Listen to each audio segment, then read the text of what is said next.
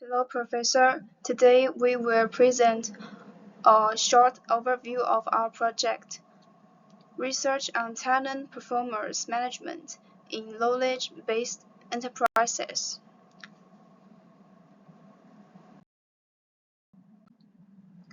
I'm WUYIXIN. Let's start with the introduction. In the knowledge economy, talent has become a company's most valuable asset. Compared to traditional businesses, knowledge-based enterprises rely more on creativity, enterprise, and collaboration. However, many of them still use old-fashioned performance systems that mainly focus on outcomes. These systems often ignore employees' growth and development. That's why we believe a more people-centered and flexible approach is necessary. Our goal is to explore how knowledge-based companies can improve their performance systems.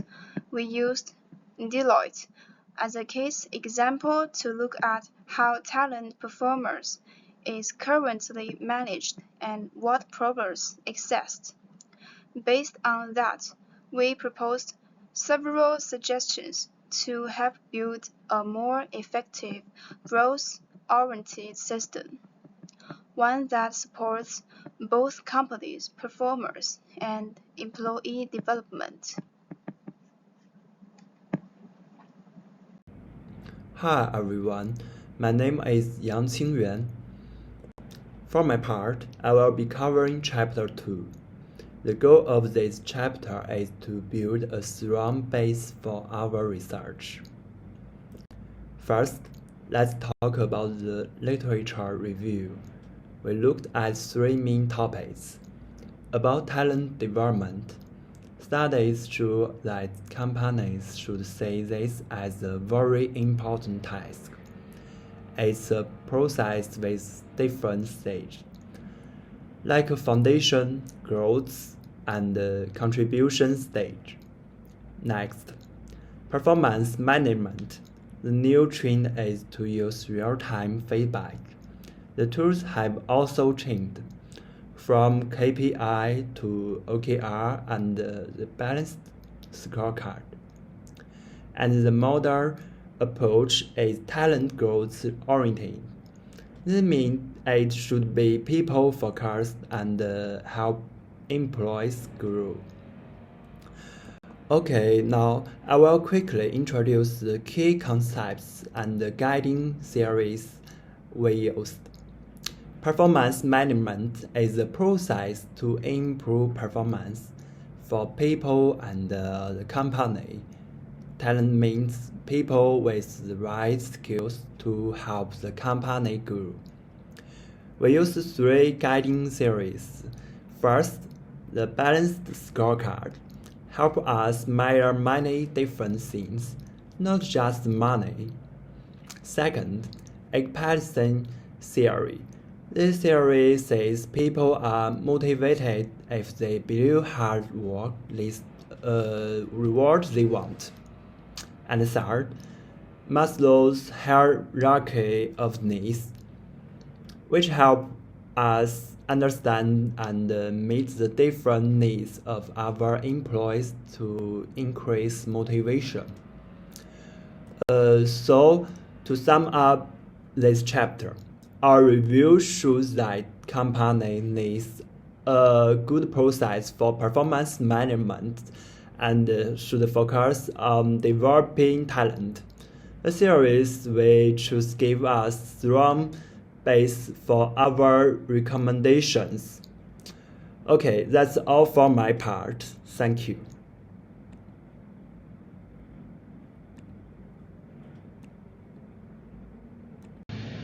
Dear Professor, my name is Shi Yao, and in this group assignment, I was mainly responsible for writing about the characteristics of knowledge-based enterprises and the current talent performance management situation of Deloitte.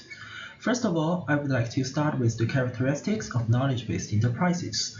These characteristics can also be regarded as the differences between knowledge-based enterprises and traditional ones. Firstly, knowledge-based enterprises take knowledge management as the core, integrating employees' knowledge with the help of tools such as the Internet. Their organizational structure tends to be flatter, being flexible network or learning-oriented, and the decisions are made based on the distribution of knowledge. Secondly, the employees of the knowledge-based enterprises are mostly knowledge workers who create value through brain power. Thirdly, compared with traditional enterprises, knowledge-based enterprises attach more importance to intangible assets such as brands and technologies. Next, in order to conduct a better study on the talent performance management of knowledge-based enterprises, we selected Deloitte, a typical knowledge-based enterprises, as a model to analyze the talent performance management practices of this enterprise. Deloitte's talent performance management consists of three parts: performance goal setting, performance execution and monitoring, and performance evaluation and feedback. Performance goals are jointly set by employees and team leaders together, covering business and personal growth goals and quantitatively recorded through an online system, aligning with the company's strategy. In the execution and monitoring phase, it emphasizes at least one two-way communication between leaders and employees each month, and the submission of monthly performance summaries by employees. Performance evaluations are conducted by direct supervisors on a 5-point scale: excellent, good, average, poor, and very poor. After the evaluation, the results are feedback through a face-to-face meeting where strengths and weaknesses are analyzed and an improvement plan is jointly formulated.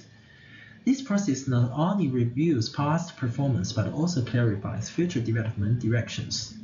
In conclusion, we summarize Deloitte's talent performance management model as a strategic alignment plus process communication plus development-oriented model.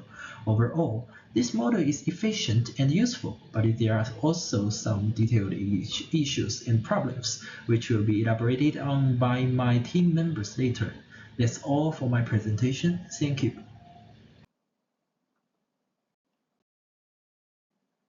Hello, Professor. I'm going to talk about Chapter 3 of our study. This part focuses on the problems and causes in managing employee performance in knowledge-based companies. Right now, the system isn't working well, from unclear goals to a lack of follow-up, so we really need to improve things across the board. First, the goals aren't clear, and the way we evaluate performance isn't great either. The problem with goals is that they don't link well with the company's strategy. That leaves employees not knowing what to aim for. So evaluations feel like just going through the motions. This mainly happens because the strategy isn't broken down well. The system isn't designed from the top, and managers don't communicate clearly. Also, the evaluation methods are too subjective and hard to measure, so people don't trust the results. Standards aren't consistent, and that makes employees unhappy. The reason? The system's not well designed. There aren't good tools, and training is lacking. Next, let's talk about the second big issue: weak incentives and feedback, and no proper follow-up. Right now, good performance doesn't lead to better pay or promotions, so people don't feel motivated. And feedback is often late or vague, so employees don't know how to improve. This shows that managers don't really get what performance management is for, and they also aren't trained well. Also, there's no full process to connect all parts of performance management. Everything feels scattered, and policies aren't followed well. No one's checking things properly, and issues don't get fixed in time. That's because responsibilities aren't clear, and they are not using digital tools enough. So, in short, the main problems are unclear goals, poor evaluation, weak incentives, and no proper oversight. To fix this, the company needs a full upgrade in 4 areas: how it thinks about performance, how the system works, how it rewards people, and how it follows through. The big idea is to shift performance management into something that helps people grow, both the company and its employees. Hi, dear professor. My name is YIXIN and my matric number is 23201340. In this group project, I was mainly responsible for writing optimization suggestions for talent performance. The optimization principles of talent performance in knowledge-based enterprises include the goal-oriented principle, the people-oriented principle, and the principle of combining theory with practice. First, the strategic goals of an organization are crucial to the development of an enterprise, and are the core and cornerstone of all management activities within the enterprise. Second, performance management can truly achieve the goal of cultivating talents only if it adheres to the people-oriented principle. Third, consider the actual situation of the company and combine it with relevant theories to enhance the operability and rationality of talent performance management. The optimization ideas of talent performance in knowledge-based enterprises include achieving organizational goals, enhancing market competitiveness, and supporting talent development.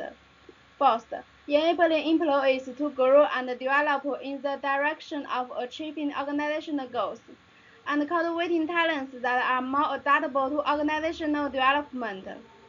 Second, the improvement plan of performance management oriented towards talent growth should aim to enhance the market competitiveness of enterprises. Third, through the growth of talents, the individual performance of employees can be enhanced, thereby improving and achieving organizational performance. In terms of optimization suggestions, 3 aspects are mainly elaborated: establishing a sound performance communication system, implement personalized employee training, and optimize the organizational structure of performance management. First, communication is the bond that connects all aspects of performance management and builds a bridge between managers and employees. Second, employee training can help employees more accurately identify their strengths and areas for improvement.